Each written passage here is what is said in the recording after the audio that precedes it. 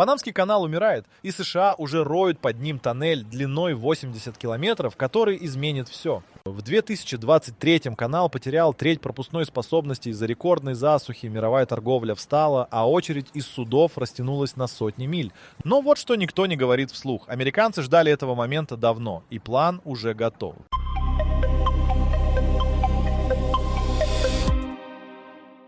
Озеро Гатун – это не просто водоем, это сердце Панамского канала, единственный источник воды, который поднимает корабли на 26 метров над уровнем моря и опускает их обратно. Без этого озеро-канал просто канава. И в 2023-м это сердце начало останавливаться. Уровень воды в Гатуне упал до отметки, которую не фиксировали за всю историю наблюдений, с 914 года. Каждый шлюзовый цикл потребляет 200 миллионов литров пресной воды. Она просто уходит в океан и не возвращается. В обычный год дожди восполняют этот расход, но в 23-м дожди не пришли. Панама пережила самую жестокую засуху за 100 лет. Осадков выпало на 40% меньше нормы. Администрация канала ввела ограничения. Сначала суда обязали снизить осадку, брать меньше груза. Потом сократили суточный лимит проходов с 36 до 24, затем до 18. Танкеры и контейнеровозы, которые везли грузы из Азии в США, встали в очередь. В октябре 23-го в ней стояло больше 160 судов. Ожидание растянулось до 3 недель. Стоимость фрахта на отдельных маршрутах выросла втрое. Судоходные компании начали считать деньги. Крупнейшие контейнерные операторы – датский Маэрск, швейцарский MSC, французский CMAC GM – перенаправили флот через мыс Горн или Суэцкий канал. Это добавляло к каждому рейсу от 10 до 14 дней и сотни тысяч долларов расходов на топливо. Панама теряла $3,5 миллиона ежедневно. Именно столько приносит каждый пропущенный корабль. Но самое неудобное открытие состояло в другом. Засуха 23-го, не аномалия. Климатические модели показывают, что к 2050 году количество осадков в бассейне Панамского канала сократится еще на 15-20%. Озеро Гатун будет пересыхать не раз в 100 лет, а каждые несколько лет. Канал, который обслуживает 5% мировой торговли, построен на фундаменте из дождевой воды. И этот фундамент трескается. Панама пыталась найти выход. Власти объявили о планах построить новое водохранилище – озеро Индио. Проект оценили в $900 миллионов. Но его реализация требует переселения тысяч людей с затапливаемых территорий и займет не меньше 10 лет. Даже если строительство начнется немедленно, это не решает проблему сегодня и не гарантирует стабильность в условиях меняющегося климата. Параллельно инженеры рассматривали систему повторного использования воды. Специальные резервуары рядом со шлюзами, которые возвращают часть воды обратно в цикл. Технология существует и уже применяется на расширенных шлюзах Агуа-Клара, открытых в 2016. Там экономится до 60% воды за цикл. Но переоборудование старых шлюзов Мирафлорес и Гатун требует остановки канала. Остановить его означает заблокировать мировую торговлю. Именно в этот момент в разговор вступили американцы. Не с советом и не с финансовой помощью. С другим предложением, так радикальным настолько, что его долго не воспринимали всерьез. Зачем спасать умирающий канал, если можно построить то, что не зависит от дождей вообще?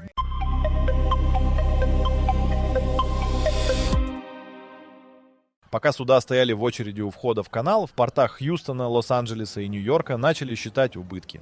Задержка одного контейнеровоза класса New Panamax – это от 300 до 500 тысяч долларов потерь в сутки только на простое. Умножьте это на 160 судов в очереди и на 21 день ожидания, и получите цифру, от которой у логистических директоров крупнейших компаний мира перехватывает дыхание. Американский импорт пострадал первым. Через Панамский канал в США идет 40% всех контейнерных грузов с побережья на побережье. Электроника из Южной Кореи, автозапчасти из Японии, одежда из Вьетнама, химикаты из Бразилии. Все это застряло либо в очереди, либо на альтернативных маршрутах, которые добавляли недели и деньги. Американские ритейлеры начали экстренно пересматривать складские запасы. Производители, работающие по принципу «точно в срок», столкнулись с остановками конвейеров. Но частные убытки – это только видимая часть.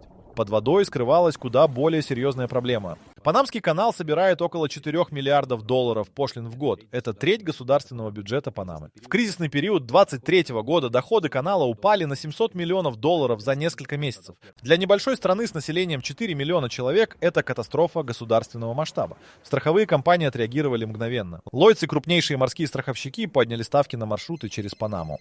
Риск задержки перестал считаться форс-мажором. Теперь это был прогнозируемый и повторяющийся сценарий, который нужно закладывать в стоимость полиса. Это означало, что каждый груз, идущий через канал, автоматически стал дороже вне зависимости от того, стоит ли судно в очереди или нет. Производители сжиженного природного газа в США оказались в особенно уязвимом положении. Американский сжиженный газ из Техаса и Луизианы идет через Панамский канал в Азию, в Японию, Южную Корею, Китай. Это один из главных экспортных товаров США последнего десятилетия. Когда канал ввел ограничения на осадку, газовозы класса Q-Flex и Q-Max физически не могли пройти с полной загрузкой. Часть судов разворачивалась и шла через Суэц, теряя конкурентоспособность по цене на азиатских рынках, где их уже ждал катарский и австралийский газ. Американское правительство получило от крупного бизнеса однозначный сигнал. Зависимость от одного водного пути, который держится на тропических дождях, это системная угроза национальной экономики. Не гипотетическая, не отдаленная, реальная и уже реализовавшаяся. Министерство транспорта, Торговая палата и Пентагон получили один и тот же вопрос от разных источников. Что будет, если следующая засуха окажется длиннее? Что будет, если канал встанет не на месяц, а на полгода? Военные добавили к экономическому расчету свой. Через Панамский канал американский флот перебрасывает корабли между Тихим и Атлантическим океанами. В случае кризиса в западной части Тихого океана, а американские стратеги открыто называют Тайваньский пролив главной горячей точкой ближайшего десятилетия. Скорость переброски флота становится вопросом не логистики, а выживания. Канал, который не гарантирует проход в нужный момент, это дыра в оборонной доктрине. Именно совпадение экономического удара и стратегической уязвимости сдвинуло разговор с уровня аналитических записок на уровень реальных решений. Деньги и безопасность – два аргумента, которые в Вашингтоне всегда работают быстрее любых других.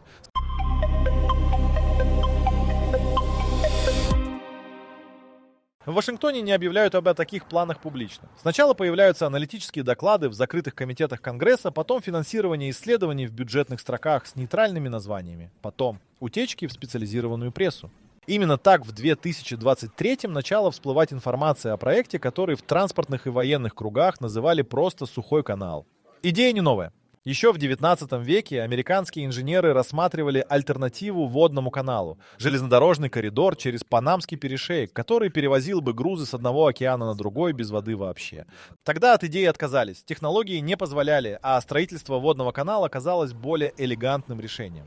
Сейчас технологии изменились радикально. Конкретный проект, о котором заговорили в 23-м, предполагает строительство высокоскоростного грузового тоннеля под Панамским перешейком. Длина – около 80 километров. Тоннель проходит под горным хребтом Кордильера де Верагуас на глубине до 150 метров.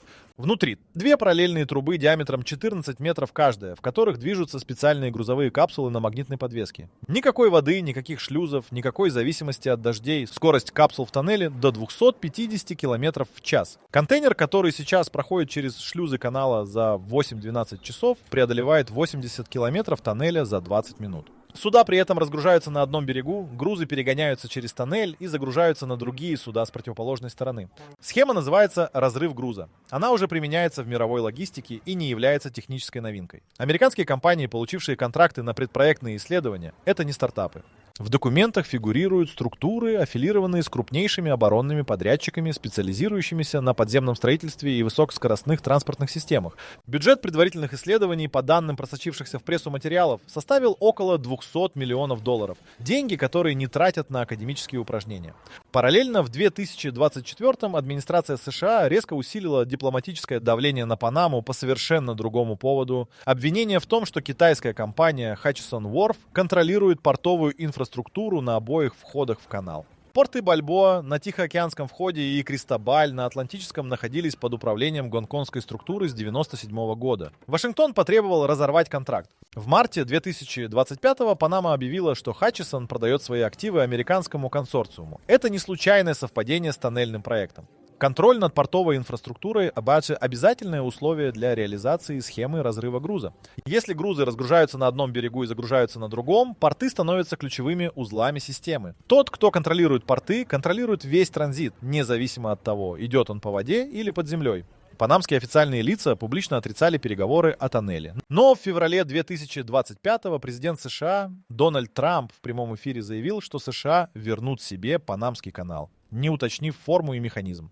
На следующий день его советник по национальной безопасности добавил, что речь идет об обеспечении свободного доступа для американских судов. Дипломатический язык, за которым читается вполне конкретный инфраструктурный замысел.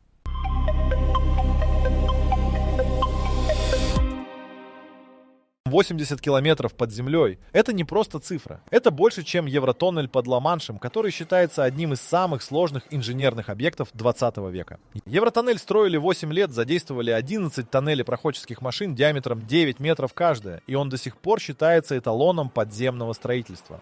Панамский тоннель по всем параметрам сложнее. Панамский перешеек – это неровная осадочная порода под морским дном, как в случае с Ла-Маншем. Это активная сейсмическая зона. Под перешейком проходит граница Карибской и североамериканской тектонических плит. Землетрясения магнитудой 4-5 баллов здесь фиксируются несколько раз в год. Тоннель на глубине 150 метров должен выдерживать не только давление горных пород, но и сейсмические нагрузки, которые в этом регионе непредсказуемы. Горный хребет Кордильера де Верагуас, через который проходит маршрут тоннеля, состоит из вулканических пород – базальта и андезита.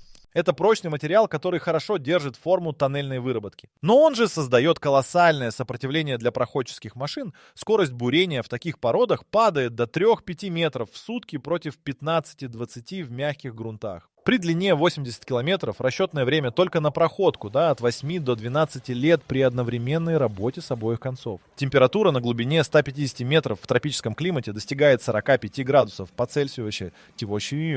Строители Евротоннеля при схожих условиях использовали промышленные системы охлаждения, которые потребляли столько же электроэнергии, сколько небольшой город. В панамских условиях при более высокой исходной температуре грунта и влажности, близкой к 100%, система вентиляции и охлаждения становится отдельным мегапроектом внутри мегапроекта. Грунтовые воды – отдельная проблема. Панама получает от 2 до 3 метров осадков в год, и вся эта вода уходит в грунт. На глубине 150 метров давление водоносных горизонтов достигает 15 атмосфер. При прорыве водоносного горизонта в тоннель за минуту может хлынуть несколько тысяч кубометров воды. Именно такой прорыв в 1882 году уничтожил французскую попытку построить канал и унес жизни тысяч рабочих. Но именно здесь в уравнение входят технологии, которых не было ни в 82-м, ни в 94-м, когда открылся Евротоннель. Современные тоннелепроходческие комплексы, так называемые щиты, работают в режиме избыточного давления внутри рабочей камеры, которая уравновешивает давление грунтовых вод. Немецкая компания Herrenknecht уже строила тоннели в условиях давления свыше 10 атмосфер, в частности при прокладке тоннелей под рекой Янцзы в Китае и под портом Копенгагена. Стоимость проекта в предварительных расчетах называют от 50 до 80 миллиардов долларов. Это сопоставимо с расходами на строительство авианосной ударной группы американского флота, и именно поэтому Пентагон рассматривает тоннель не как транспортный объект, а как стратегическую инфраструктуру с военным финансированием. Гражданские инфраструктурные проекты такого масштаба в США финансируются через Конгресс годами. Военные объекты уже иначе. Технический проект разбит на 3 фазы. Первая – геологическая разведка и бурение пилотных скважин вдоль всего маршрута для точного картирования пород и водоносных горизонтов. Вторая – строительство 2 параллельных тоннелей диаметром 14 метров с сервисным тоннелем между ними диаметром 6 метров. Точная копия схемы Евротоннеля, но в 2 раза длиннее. Третье. Монтаж системы магнитной подвески и терминальной инфраструктуры на обоих берегах. По самым оптимистичным оценкам, первый груз пройдет через тоннель не раньше 2040 года.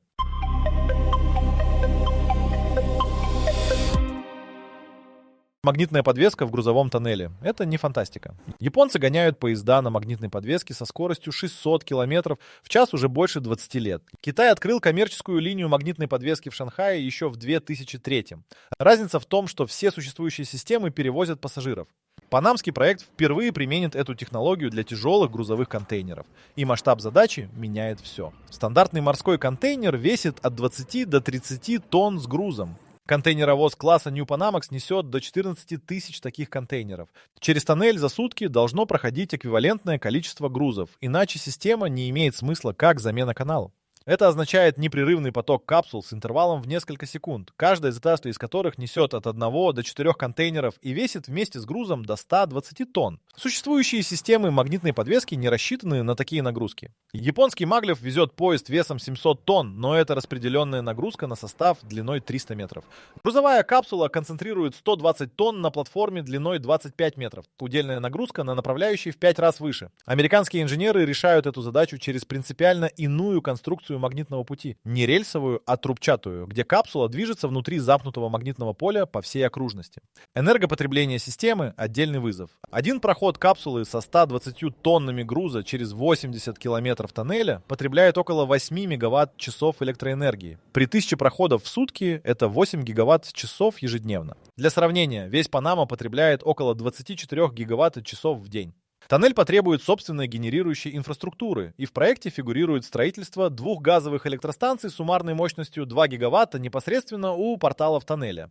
Система управления движением капсул работает полностью в автономном режиме без машинистов и операторов на борту. Каждая капсула оснащена сенсорами давления, температуры, вибрации и геолокации с точностью до 1 см. Центральный вычислительный узел отслеживает положение всех капсул одновременно и корректирует скорость каждой в реальном времени. Интервал между капсулами при штатном режиме 90 секунд.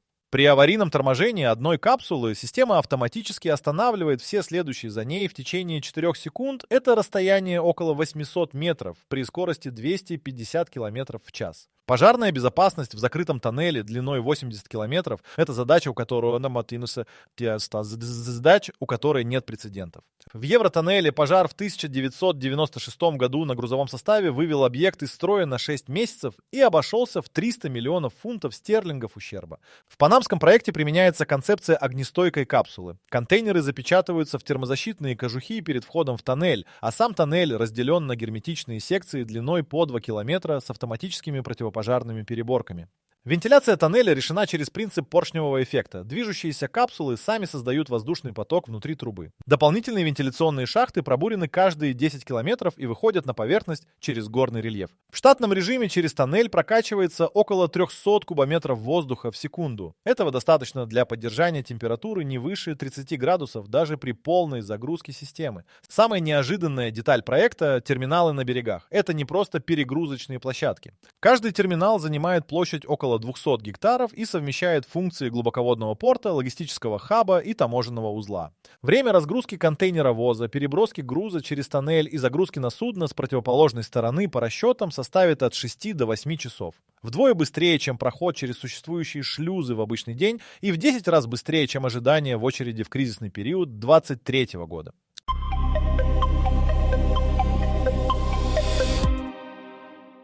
$80 миллиардов – это стартовая цифра, которую называют в предварительных расчетах. Крупные инфраструктурные проекты в реальности обходятся дороже плановых смет в среднем в 2 раза. Евротоннель превысил бюджет на 80%.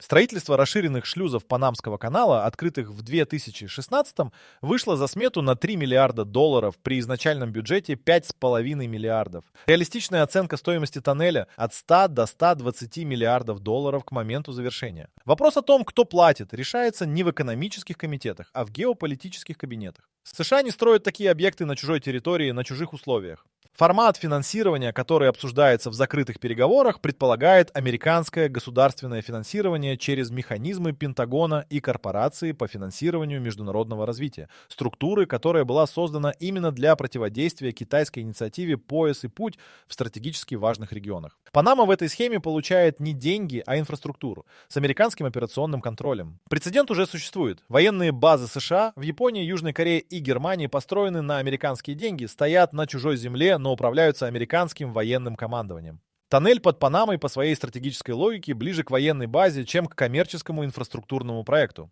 Для Панамы расчет выглядит иначе. Страна получает инфраструктурный объект стоимостью $100 миллиардов, который генерирует транзитные доходы. Но условия концессионного соглашения, на которых настаивает американская сторона, предполагают, что большая часть операционной прибыли возвращается американским инвесторам в течение первых 30-40 лет.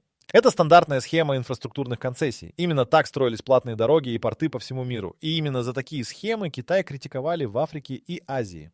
Колумбия, через территорию которой проходит альтернативный маршрут, отрезана от проекта полностью. Граница Панамы и Колумбии закрыта непроходимым лесным массивом Дарьен. И тоннель этот маршрут не затрагивает. Но Колумбия теряет потенциальные транзитные доходы, которые могла бы получить при наземном маршруте через свою территорию.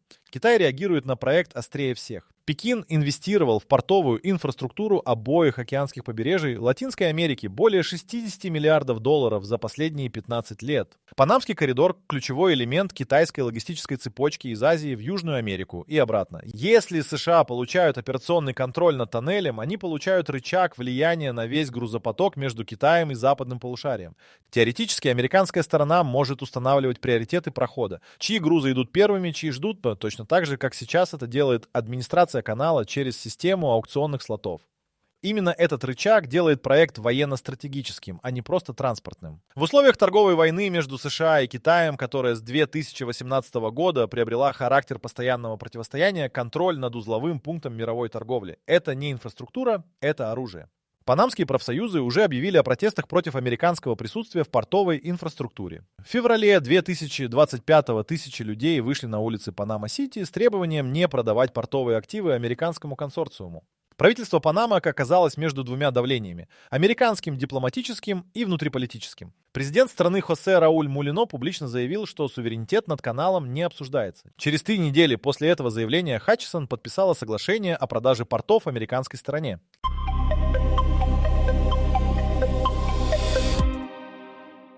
В марте 2025-го китайское министерство иностранных дел выпустило заявление, которое в дипломатической практике Пекина считается максимально жестким сигналом. Официальный представитель назвал действия США в Панаме грубым вмешательством во внутренние дела суверенного государства и попыткой милитаризировать гражданскую транспортную инфраструктуру. Такие формулировки Китай использовал перед введением экономических санкций против Австралии в 2020 и перед торговыми ограничениями против Литвы в 2021. Реакция последовала немедленно. Государственная китайская судоходная компания COSCO, третий по величине контейнерный оператор в мире, объявила о пересмотре маршрутов через Панамский канал и переориентации части флота на Суэцкий маршрут. Это не просто логистическое решение. COSCO перевозит около 8% мирового контейнерного трафика, и ее уход из Панамского коридора означает немедленное падение доходов канала примерно на $300 миллионов в год. Одновременно Китай активизировал переговоры с Никарагуа о реанимации проекта Никарагуанского канала. Этот проект – водный путь длиной 278 километров, который соединил бы Карибское море с Тихим океаном через озеро Никарагуа, был анонсирован еще в 2013 году при участии китайского бизнесмена Ван Цзина. Строительство началось и было заморожено в 2015 из-за финансовых проблем. Сейчас Пекин рассматривает его как стратегический ответ на американский тоннель, альтернативный маршрут полностью вне американского контроля. Никарагуанский канал при полной реализации будет принимать суда класса China Maximum, супертанкеры и контейнеровозы водоизмещением до 500 тысяч тонн, которые не проходят ни через Панаму, ни через Суэц. Китай строит именно такие суда на своих верфях. Если Никарагуанский канал будет достроен, он перехватит часть трафика, который Панамский канал физически не может обслужить из-за ограничений по размеру судов. Но пока Никарагуанский канал существует только в проектах, Китай использует другой инструмент давления – финансовый. Китайские государственные банки держат значительную часть панамского внешнего долга. В 2024-м Панама привлекла китайское финансирование для нескольких инфраструктурных проектов, включая расширение системы водоснабжения Панама-Сити. Пекин дал понять панамским официальным лицам, что условия этих кредитов могут быть пересмотрены в зависимости от того, какое решение примет Панама по портовым активам. Это классическая долговая дипломатия, тот самый инструмент, за применение которого Запад критикует Китай в Африке. Панама оказалась в ситуации, когда, с одной стороны, американское давление и угроза потери доступа к западным финансовым рынкам, с другой – китайские кредиты и угроза их отзыва. Маленькая страна на перешейке шириной 80 километров превратилась в эпицентр противостояния двух крупнейших экономик мира. Тайвань в этом уравнении почти отдельная переменная. Американские стратеги открыто пишут в аналитических докладах. В случае военного конфликта в Тайваньском проливе Китай первым делом заблокирует американский военно-морской трафик через Панамский канал, дипломатическим давлением на Панаму или физическим присутствием в портовой инфраструктуре, которую до марта 2025-го контролировал Хатчисон. Именно этот сценарий американские военные называли главным обоснованием для смены оператора панамских портов. Китайские военные аналитики в ответ публично предупредили, что строительство американского тоннеля под Панамой будет расценено Пекином как создание военной инфраструктуры в западном полушарии с соответствующими последствиями для американо-китайских отношений. Формулировка намеренно расплывчатая, но в контексте того, как Китай реагировал на американские военные объекты в Тихоокеанском регионе, строительство искусственных островов в Южно-Китайском море, развертывание ракетных систем, создание военно-морской базы в Джибути, расплывчатость этой угрозы пугает больше, чем конкретика. 80 километров скальной породы под тропическим перешейком стали линией фронта холодной войны 21 века, без единого выстрела, но с ценой, которую еще никто не подсчитал до конца.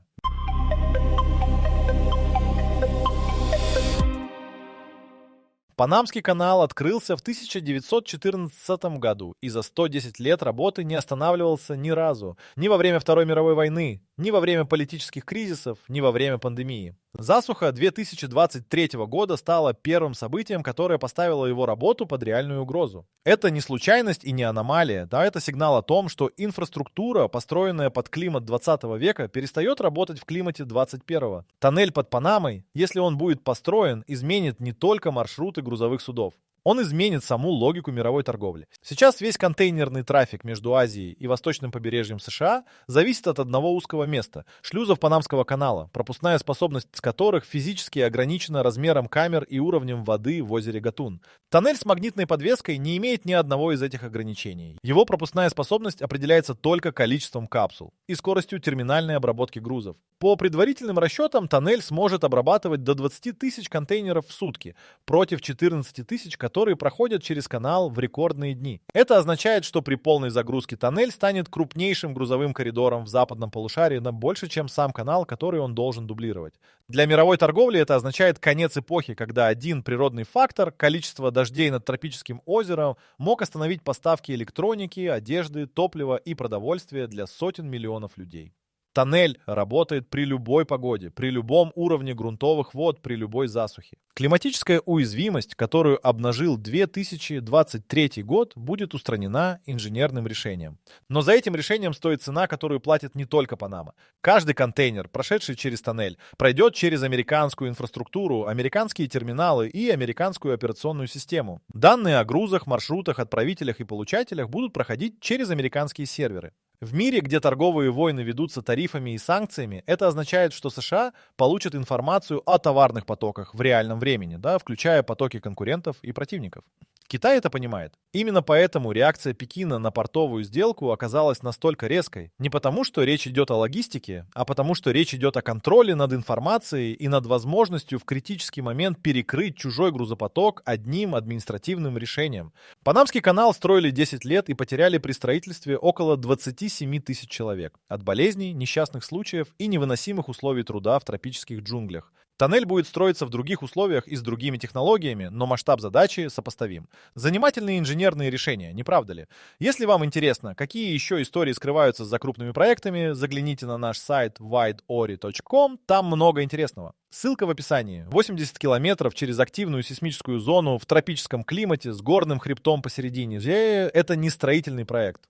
Это национальный подвиг, который потребует политической воли на протяжении 2 десятилетий и нескольких президентских администраций. Вопрос, с которого начался этот разговор, звучал просто: что будет, когда Панамский канал умрет? Ответ оказался сложнее, чем казалось. Канал не умрет, он станет устаревшим. Рядом с ним вырастет система, которая делает то же самое быстрее, надежнее и вне зависимости от природных условий. Именно так в истории всегда менялась транспортная инфраструктура, не через катастрофу, а через замену. Парусные суда не утонули. Их вытеснили пароходы. Грунтовые дороги не исчезли в одночасье, их накрыли асфальтом. Панамский канал, возможно, будет работать еще 50 лет. Медленнее, дороже, с перебоями в засушливые годы. Но рядом с ним уже чертят 80 километров под землей, и эта линия на карте изменит все. Не потому, что так захотели инженеры, а потому, что климат, деньги и геополитика одновременно указали в одну сторону.